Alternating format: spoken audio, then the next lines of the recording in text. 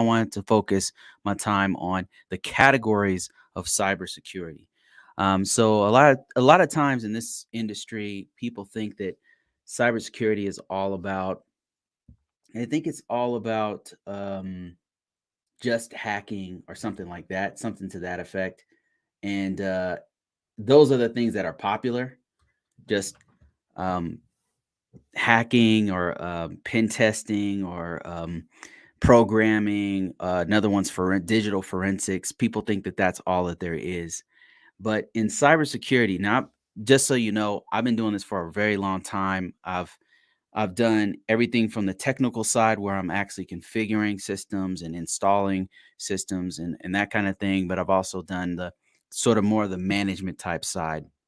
And I want to tell you that there's a so many different parts to cybersecurity. And when you see somebody talking about hacking or whatever, right, it's very glamorous, but that's a tiny fraction of the whole spectrum of cybersecurity. It goes very deep. So if you're actually trying to get into this career path because you know it pays very well, and it does, then what I want to do is introduce you to some other categories of cybersecurity that you may not know about. And so there's a organization out there, and it's from nonprofits and the government and a couple of private sector. They got together and they broke down the different categories of cybersecurity that need to be addressed. And it's not just cybersecurity by itself. Some of it is you can have a system administrator who does cybersecurity. That also counts for this one. And I'm going to explain that in a second. If you stick with me, you'll understand this, and you'll understand, especially if you, this is particularly for you if you are trying to get into cybersecurity, if you're interested enough to want to be a part of cybersecurity in this field, and if you've been thinking about getting into it. I'm going to show you the whole spectrum of cybersecurity.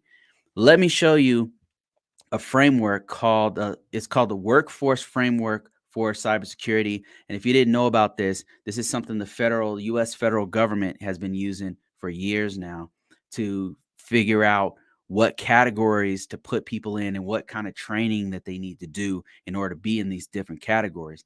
And from a bird's eye view, let me just switch my screen over here on TikTok. Feel free to ask me any kind of questions. I'll be doing this for about 30 minutes if you're interested in this.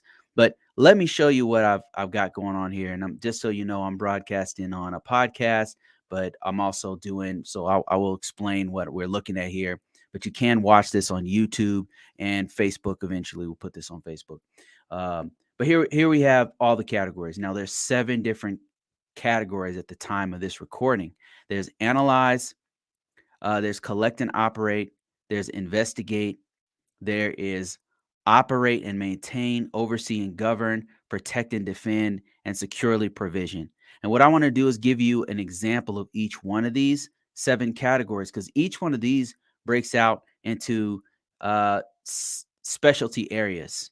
So, for example, analyze breaks out into what you call exploit analysis, language analysis, target analysis, and you'll see that some of these don't look like cybersecurity topics, but they in fact they are. Now, if you happen to be dual bilingual, if you happen to know another language very fluently, you might actually be able to very quickly go into something called language analysis, which we'll kind of briefly touch on in a second. But what I want to keep this kind of high level right now, just to show you the different specialty areas. Now, there's about, I don't know, 30 or 40 different specialty areas, because each one of these categories of cybersecurity breaks out into these specialty areas. Now, in collect and operate, you'll see things like cyber operational planning. You don't think that would have a lot of hands-on stuff, and it actually doesn't. So let's keep going here. And when I say hands-on, I mean like somebody who's actually configuring a server or setting up a network and stuff like that. Cybersecurity is not all just about that. It's a very broad area. It's a very broad umbrella. So investigation is what you might expect. It's digital forensics, cyber investigations, threat hunting, things like that. And we'll kind of cover that in a second. Operate and maintain. This is what people normally think about when they think about system administrators, data administrators, network services. That's their network engineers, things like that. These guys are in cybersecurity in that they have to do a lot of cybersecurity type activities. They're not typically um, seen as cybersecurity people, but they have to do a lot of things in cybersecurity, as you might expect when they're installing patches or things like that. Oversee and govern. So this is what I do. I can speak extensively on this, but this is a lot of management type stuff. Cybersecurity management. This is your C-level execs, and it even includes legal and program managers. Program managers.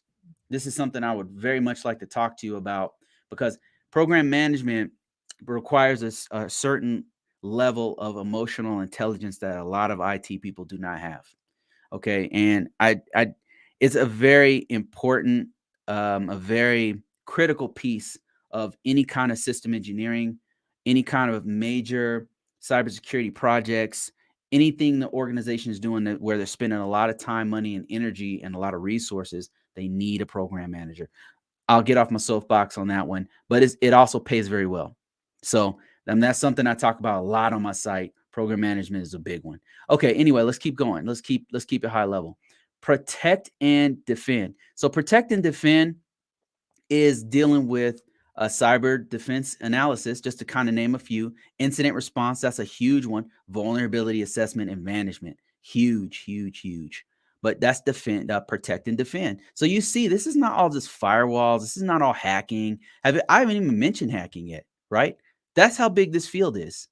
And there's some things that are not even included on here, like cryptography. You don't see cryptography on here, but cryptography is considered part of cybersecurity. And I would argue that the cyberpunks, the guys who created um, the concept for Bitcoin and all that kind of stuff, were also very good cybersecurity people. Anyway, so securely provision.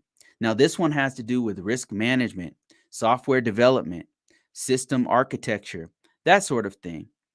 So you can see what I want to do is just show you the high level here. There's many different categories of cybersecurity, and it's not all just hacking. It's not all just programming. Yes, those are part of what we do, but in the major scheme of things, like when you look at the big picture for all of this, it's a very big field, and I want to just explain to you why. If you think about it, it really makes sense. When you go to your bank and you are trying to send a wire transfer from one bank using ACH to another bank, right? Or you want to wire something overseas or whatever the case may be. Um, the bank has a certain they have certain protocols and procedures and certain policies that they have to do in order to secure your information, to make sure that the $1,000 you sent from one bank to another, or from to your whoever, wherever you're sending it, they have to make sure that that information is protected. The rules and protocols and procedures and the legal system, all of the things that come together, that is known as security compliance. Now, the financial industry has a different set of laws, as you would imagine, than, say, the healthcare industry, right? The healthcare industry is protecting your healthcare information, your digital. If it's that information is digitized, they have to protect that information, right? So they have a whole different set of laws that are completely different, because it has a different has a different it requires a different business solution than, say, a bank. Now,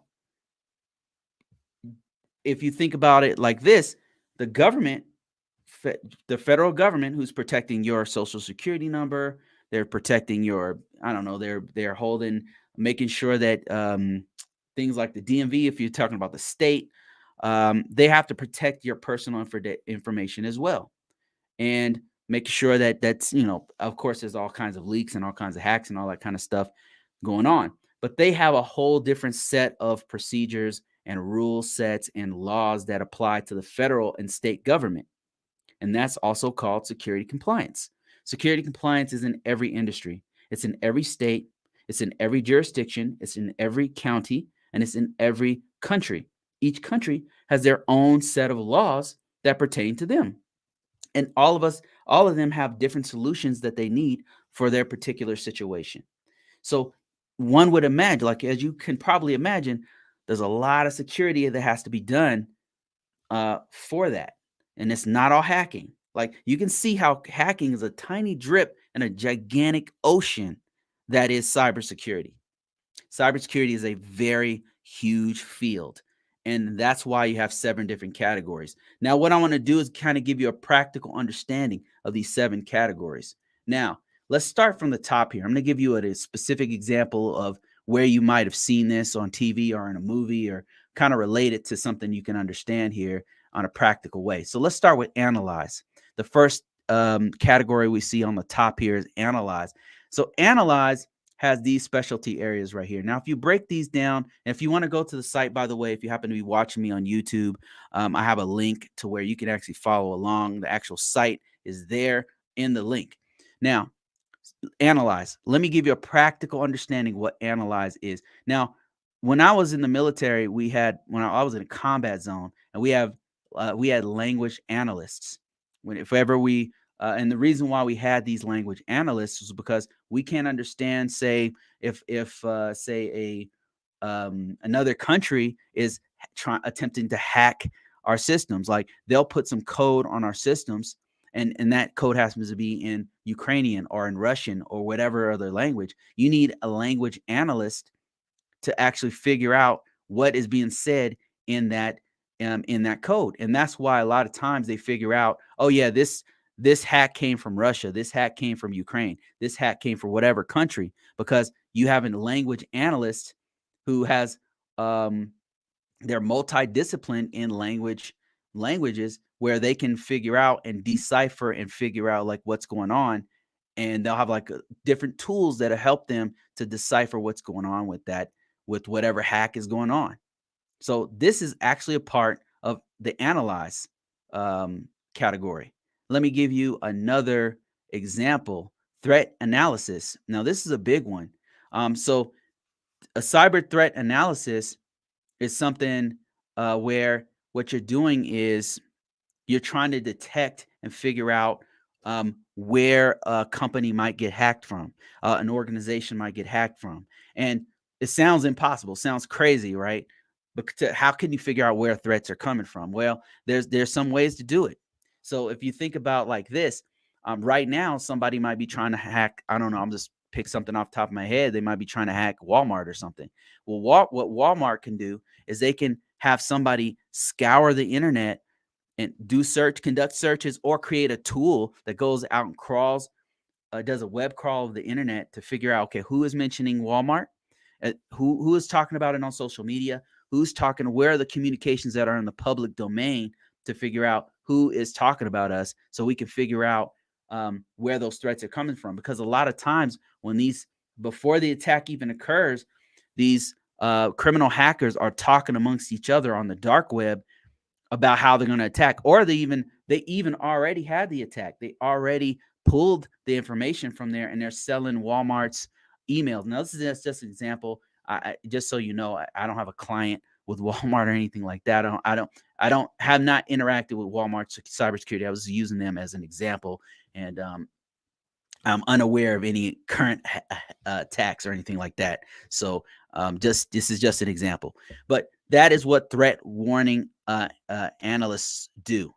And this is something I did at my last job. As a matter of fact, that was one of our jobs, was to do threat analysis on companies to figure out what's going on. And this also pertains to doing looking at terrorist threats for whole countries, by the way. So that's analyze. And analyze goes into analyzing information, analyzing targets, analyzing threats that might be coming to a cybersecurity to an organization. So there can be some hacking involved. There can be times where you have to know a little code, but uh, language analysts don't typically know code, And then all source analysis. This goes straight into just intelligence. This is normally what you'll see in like intelligence organizations, where they're gathering actual actionable intelligence from multiple sources, putting that information together to figure out, okay, we have a terrorist threat here, we have a terrorist threat there. We know that we have advanced persistent threats here and there. We have reason to believe we have human intelligence people on the ground where they've gathered this or that information to figure out who's going to attack what. And a good example of this one would be that if you've ever watched Mission Impossible, the Ghost Recon, that one, they talk about this type of job throughout that one. As a matter of fact, they have one of the characters is an analyst, and this is what they're talking about. This is somebody who pulls information from different sources, different intelligence sources, puts it together, and figures out, okay, we know that there's a probable uh, attack that's going to happen over here or over there based off of all the intel that they've gathered in the field. Okay, so we beat that one to death. Let's keep going here. So that is analyze, and that's in cybersecurity. Then we've got collect and operate. Let's look at this one. So here's the specialty areas with collect and operate. Now, what are we talking about here? This is also dealing with a lot of intelligence. This was a lot of government Department of Defense and some of the other 3-level organizations will have something like this, cyber operations, where they're also looking at real-time threats. They're looking at foreign intelligence entities. So this one's very much related to what we were talking about here, analyze. A lot of times we'll see these in like security operations centers. A security operations center, especially the ones that work for different governments, they're very large.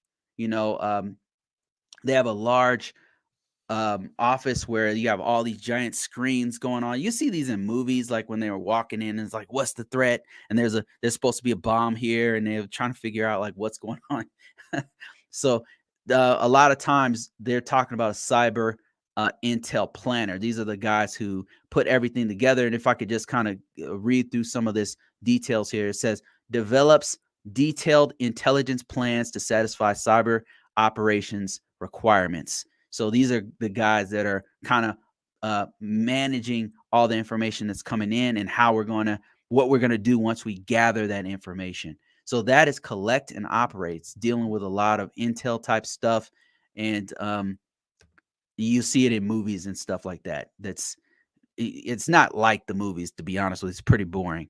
But okay, investigation. Now this one, if you've ever seen the show CSI, this is the digital forensics, not necessarily the scientific forensics where they're trying to figure out when a person was murdered based off of the insects that are consuming the corpse or whatever.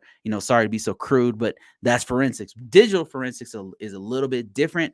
This is the people who will take a computer. A lot of times they work with law enforcement and stuff because they're dealing with very heavy issues, I don't want to get flagged for talking about some of the stuff that they find, but if you're talking about digital forensics, you're only talking about a few crimes, major crimes that are going to have to necessitate a digital forensics guy. Major crime, murders and assaults that were caught on digital media, and somebody try to hide some illegal contraband on their computer and try to do some illegal transactions using cryptocurrency or something like that, and they have to trace back where the cryptocurrency wallets went to, or they have to figure out, see if somebody was using some illegal pictures or images on their computer, but they try to erase it. But with digital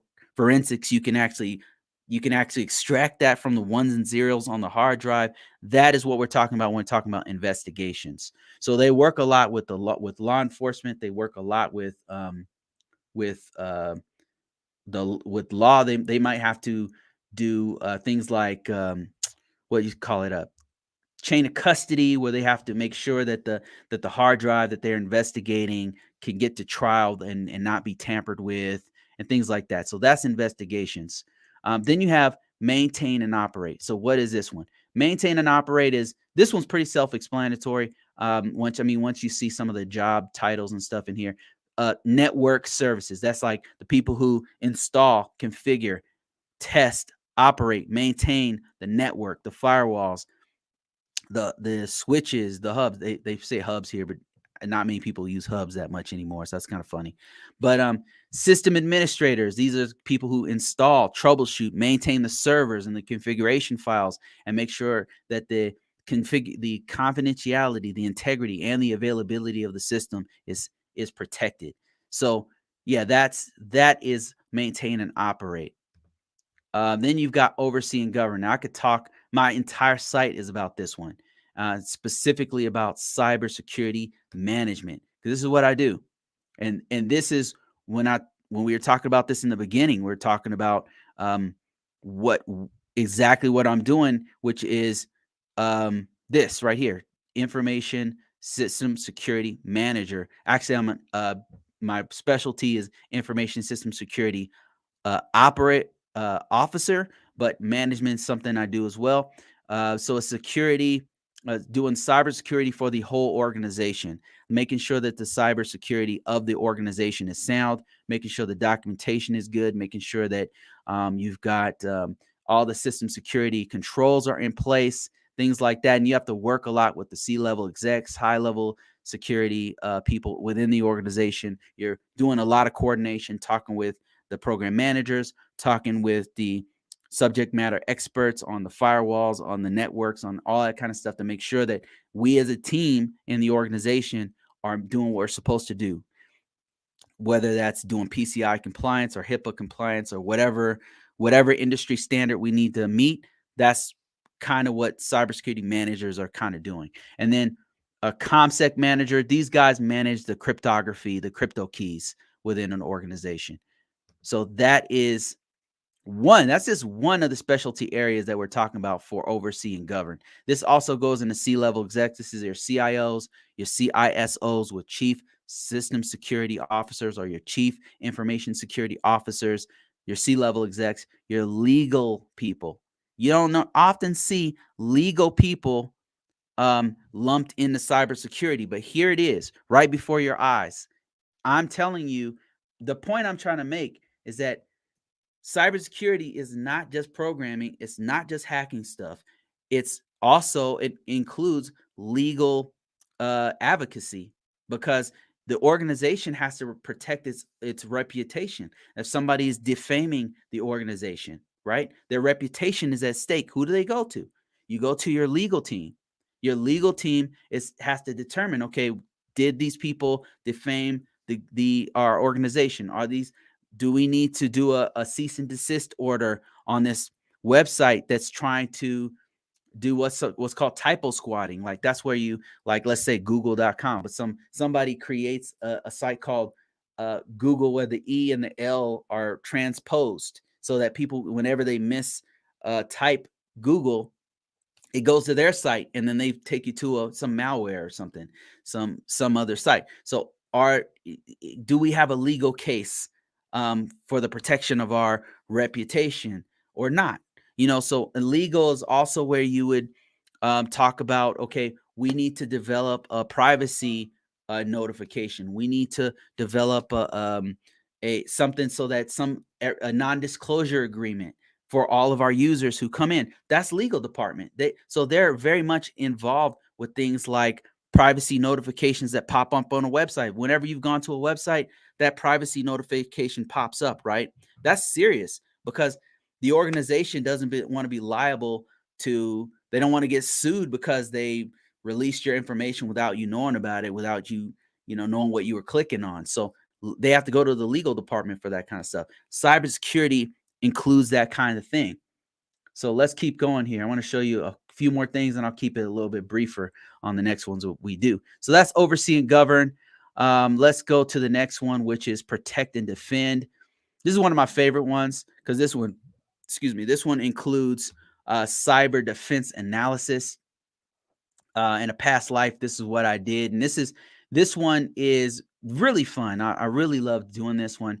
This is people looking at logs. It looks like the Matrix. Like they'll sit there and they're watching a screen full of logs go by, and they're trying to figure out what is, if there's any kind of attacks going on in their environment. If there's malware happening in the environment, like it actually infiltrated the environment, or if there's somebody doing something they're not supposed to do, you could pick that stuff up in the logs if you know what to look for. And they're looking for certain patterns of behavior inside the logs that's reflected in what's going on. So cyber defense analysis is where you would do that. It's picking up the IDS, intrusion detection, intrusion prevention, the firewall logs, the network traffic logs, all that stuff. And it's making a determination. And these days, you can kind of do it a little bit with artificial intelligence to help you out, to help out the actual cyber defense analysts.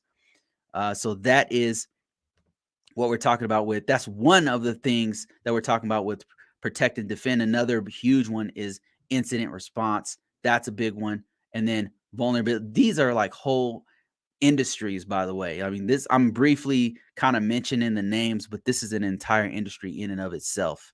This one, incident response, is its own thing, and so is vulnerability management. Okay, let's go to securely provision, and this is the last one, last but not least. And this one's getting into risk management. This is something I do a lot. I mean, this is my whole job right here, risk management. This is making sure that the organization is within an acceptable level of risk, because every system that's out there, every single system, no matter what system it is, has some certain level of risk that they have to operate with. And so risk management is just simply making sure that the risk is not too great for them to operate, and not the risk. If a system has too much risk, it's too much exposure to their critical systems, then they can get they're going to get hacked at some point. They're going to have a breach at some point if your risk is too high. So you need risk management as a specialty area. Software development. Whenever you develop software, you got to make sure that that software is developed securely so that you don't have any major breaches. A lot of the breaches that happen, especially with 0 days, is because of software issues, that software that wasn't secure. And that's all in securely division, securely provision rather. So there's other things in here. And the whole point I'm trying to make before I close this thing out, and I'm almost done here, is that cybersecurity is a huge